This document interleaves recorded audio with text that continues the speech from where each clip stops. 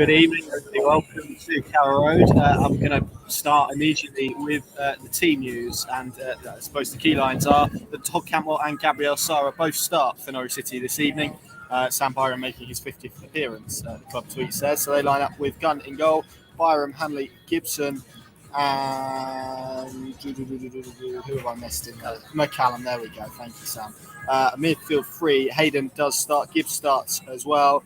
Ramsey, Cantwell, and Sara looks to be the three behind Teemu Pukki. The subbench of Krul, Aarons, Hugill, Dow, McLean, Hernandez, and Nunez. So just to run through that again: Gunn in goal, Byram, Hanley, Gibson, and McCallum. The same back four as on Saturday. Looks if we're going to basically slot it into the formation that Norwich City deployed on Saturday. You've got Hayden and Gibbs as the midfield holders.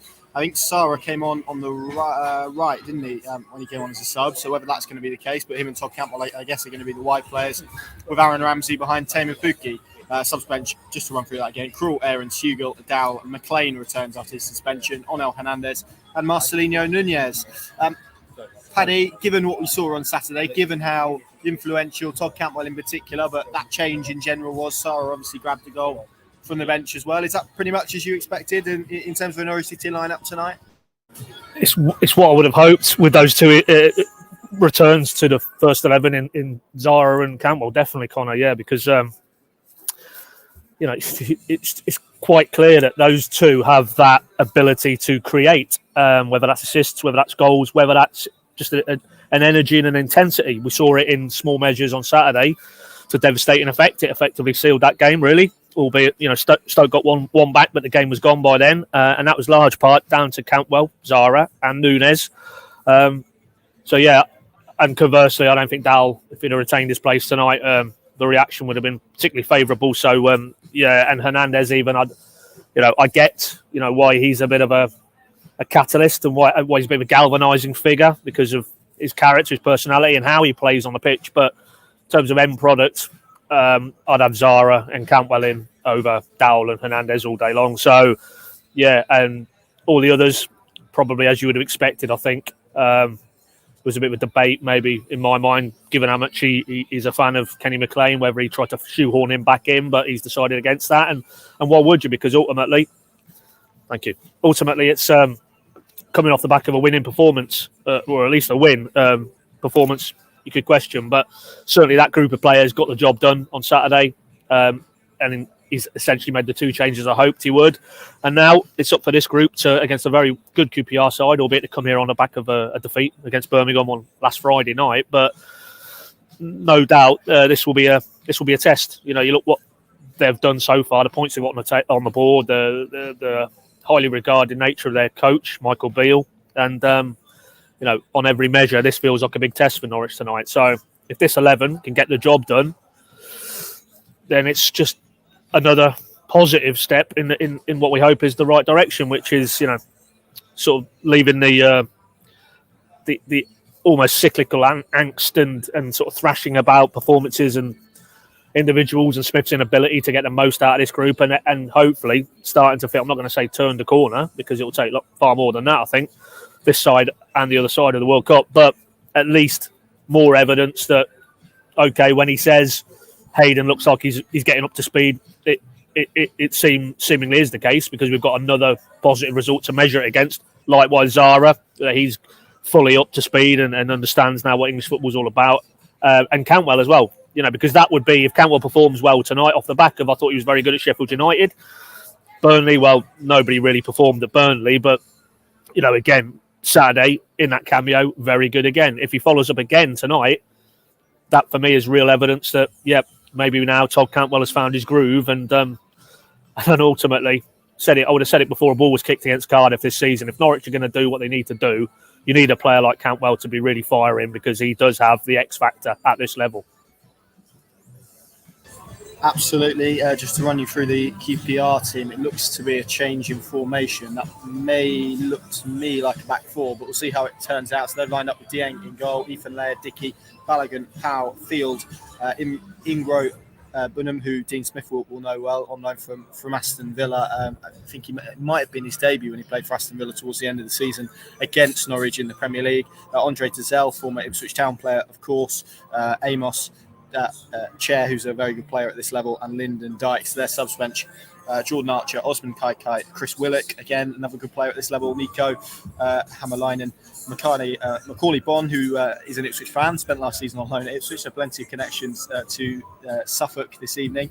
Olamide Shodapo and Albert Adoma as well, who I remember a couple of years ago gave Xavi Quintilla a very difficult afternoon during Norwich City's promotion season.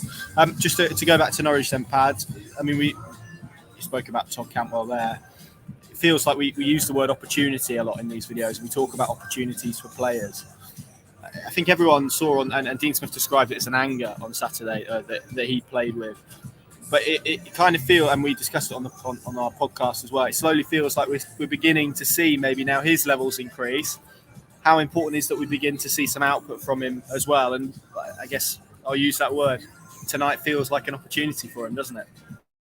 Yeah, it does. Yeah, and I've just, as you were speaking there, Con, I just had a flick back at it was the match day programme interview at the weekend, and he was very candid and very open and honest in terms of he's not at the position he felt he would be at this stage of his career now, given the trajectory he was on. You know, we all remember the Cantwell of that first half of that first Premier League season, and you thought, this player's going right to the top because he looked so at ease at that level. And, you know, we'd have to have 5-hour pod to sort of discuss to get from how he went from that point to where we are now. And, you know, Bournemouth not taking up an option because he was obviously surplus to requirements towards the end of last season here. But now, you know, very much part of the plans, part of furniture. And, you know, I don't want to say maturity because he's always struck me as quite a mature individual, you know, certainly not your archetypal footballer really. If you look at his outside interest, if you follow him on social media, you know, about the environment and so on, he's very socially aware. But I think there has been a question mark against him sometimes in terms of he maybe did need to do some growing up. But those interview quotes from the other day, I've learned a lot more. I'm older, I'm a little bit wiser, I've more experience than I had before.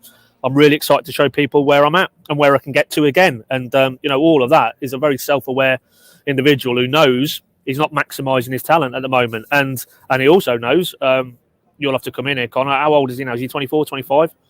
24, you know, yeah.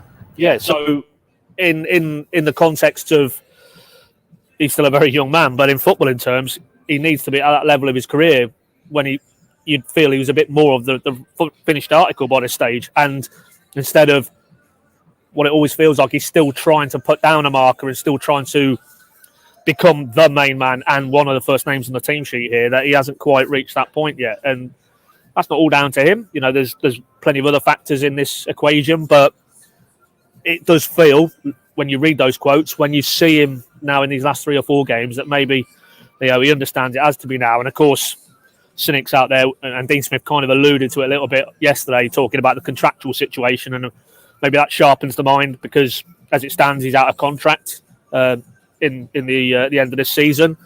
There's nothing on the table in terms of Norwich negotiations, nothing tangible, nothing advanced. So, you know, he and his advisors, I'm sure, know he needs to be playing and playing well, because if it isn't to be here, it has to be somewhere else. And if that is also contributing to, you know, a real renewed focus, then that'll benefit him, but it'll also benefit Norwich as well, because, to repeat what I just said earlier, you know, you look across a lot of this Norwich squad in those midfield areas, and there's some good players, but particularly at the top end of the pitch where they have struggled a little bit, I don't see too many better than him at what he could offer if he gets back to the Todd Cantwell we've seen both at this level before and also at the start of that Premier League season. So, yeah, I just hope, you know, after tonight we're talking again about, this looks like Todd Cantwell's back and he's here to stay, rather than, you know, almost 2 steps forward and 1 back again. So, you know, big moments within the season for Norwich as a team, Dean Smith as a coach, but also for players like Cantwell. And if they can perform against this level of opponent tonight, I mean, you listed some very good players in that QPR setup. If he shines against these type of players, then, you know, it's looking good both for him and for Norwich, I'd say. Yeah, I mean, you mentioned the QPR lineup. I like this team. I like what Michael Wheel's doing with this team as well. I mean, his work has already attracted interest from the Premier League, of course, turned down that opportunity that Wolves presented to him, which was quite refreshing in many ways, wasn't it, to see a young coach not kind of jump at the first opportunity, and I felt he explained the reasons for why he decided to stay at Loftus Road pretty well, actually. It's a very attacking-based team. Does that suit Norwich, given what we saw? I mean, some of their best moments on Saturday came on the counter-attack. We know that Dean Smith has worked hard in terms of how they attack teams in transition. So is this a game that feels perhaps like, and we use the word control a lot, but it's maybe going to seem like Norwich don't have control in terms of potentially much of the ball, but actually it going in the other direction on the counter-attack, they may be really effective? Or because they're at home, is the expectation that they are going to have to control the ball and be the protagonists, to use a word that Daniel Parker used quite regularly when talking about this game? How do you see it panning out? Because it does feel like one scenario out of those two perhaps suits this Norwich City team a little bit better from what we've seen so far this season. Yeah, I don't think I disagree with that. I get the point about you're at home and the onus is on the home team maybe to force the pace, but Bristol City came here similarly in very good form, and they did dictate. To be honest, their structure was very fluid. They put plenty of width into the game. They really pressed high, and Norwich had an uncomfortable night, but got the job done. And that wouldn't advance the cause or the pro part of this debate that we can see what he's trying to do, and there's a composure and a clinicalness and a control. But if it's filtered through, but they've got the job done again, then I think I'd take that, frankly, because I think this kind of evolution in terms of style of play, I think that's going to take much longer, really. I don't think that's going to come together now, clearly. And you could debate, well, why has it took this long? He's been here nearly 12 months. It should have happened quicker than now, and you can debate that. But I think that, for me, is probably now on the back burner, and it's about results, and it's about churning out plenty of them, and certainly not falling back into a 1-win-in-8 cycle. If we get that again, I think it'll be very difficult on many levels. But if you're portraying a type of game where QPR have the ball but don't do huge amounts, i.e. Angus Gunn isn't having to pull off save after save after save because he's well protected and the structure's good, and you've got Hayden in front and Gibbs there as well, and that's 6 in front of Gunn, while having to maybe do a lot of work and a lot of shuffling side to side and disciplined in terms of their shape.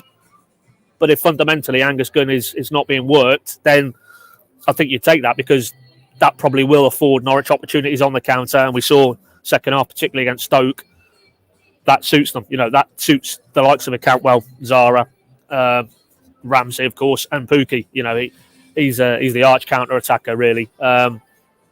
So I wouldn't be too concerned if the game develops like that. But the only fear is then they do have some quality in attacking areas, and if they have enough of the ball in around Norwich's box, you'd fear that they would make enough chances and Angus Gunn would get worked. And what I would say in that scenario is, of course, if QPR get their noses in front, then it becomes a very difficult night again, because I think there is still that sense of not quite sure how it's going to go, I think, with this group of players, if you're a fan coming here tonight.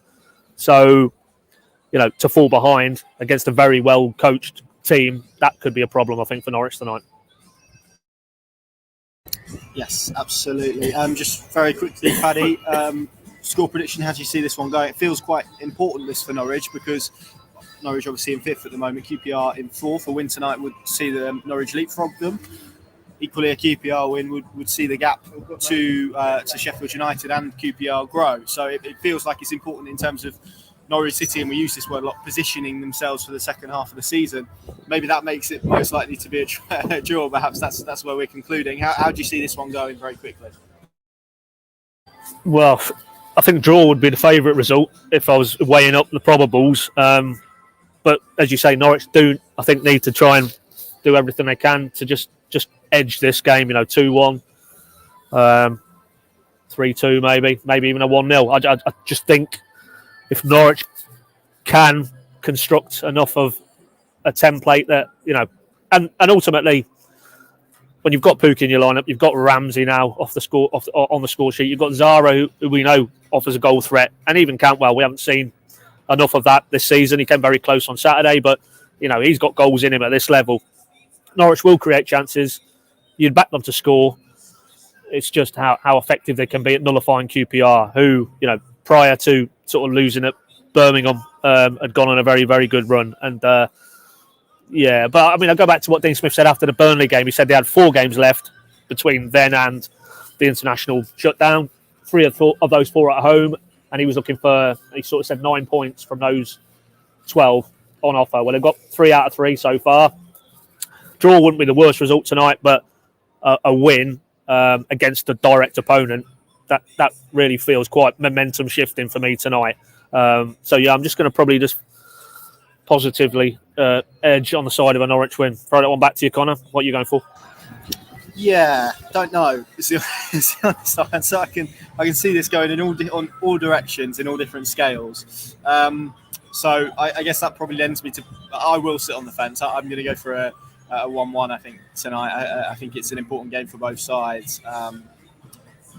Yeah, but I'm still not saying that with any particular conviction, and I don't think I could argue with any particular conviction either way. So on that logic, it probably makes sense to me to go and sit on the fence. Just a couple of statistics for you. I've got 2, so I'll balance them off.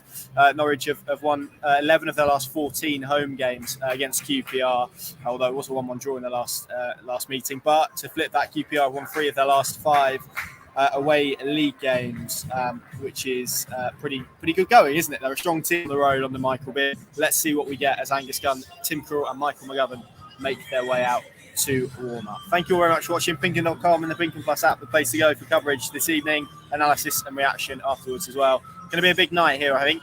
Let's see what we get. Thank you very much for watching. See you soon.